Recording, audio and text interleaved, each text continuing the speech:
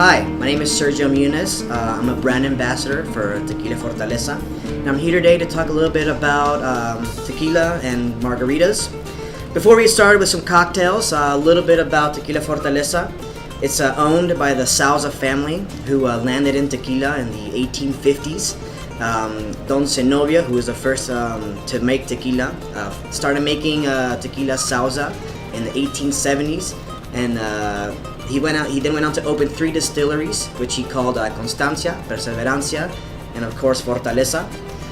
His grandson, after 103 years of making tequila, he decided to sell the family business for unknown reasons, and thank God his grandson, Guillermo Souza, decided to rekindle his family's relationship with tequila and started making this product. He used the only distillery that wasn't sold by his grandfather, which was Fortaleza, and started making tequila basically the same way that his great-great-grandfather Don Zenobia was making it, in the sense that he was using the same a small brick oven to slow cook the agave, and also he used a stone tahona to basically grind the agave and extract the juices.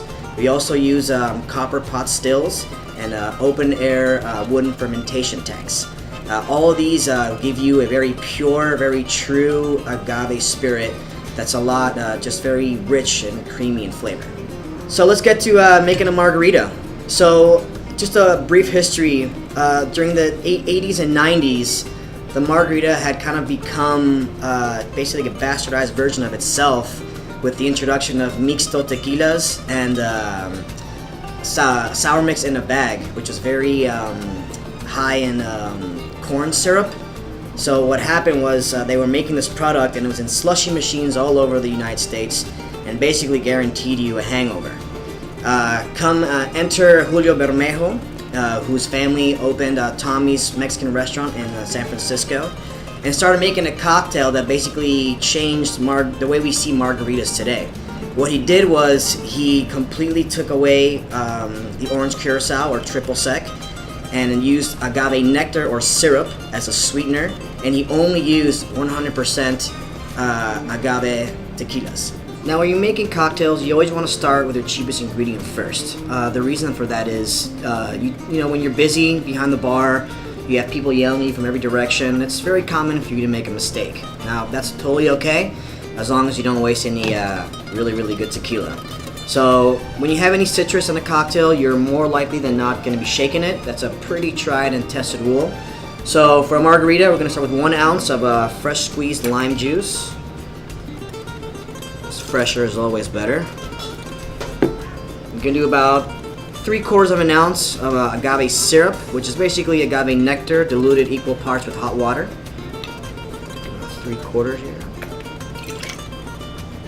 There you go. Now, breaking out the big guns here, I'm going to do about 2 ounces of Tequila Fortaleza. I like to use the Blanco. Some people like to use the Reposado on the margaritas, but I think the Blanco does just the trick. 2 full ounces.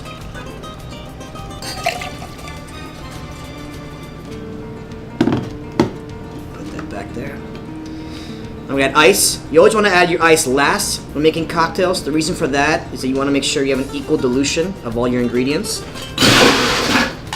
And make sure you fill your tin at the top. Put that there. You want to shake clearly.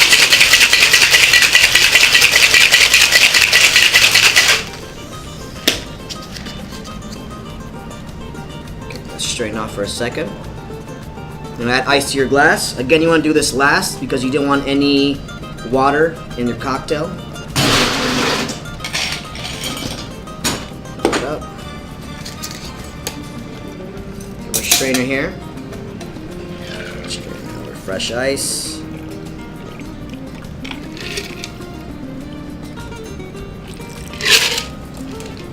Some people like the margaritas a little bit on the tart side. Now, when you garnish it with the lime wedge, it gives them the opportunity to, squeeze the lime wedge and give a little bit more of a tart flavor. Like that, throw it on there.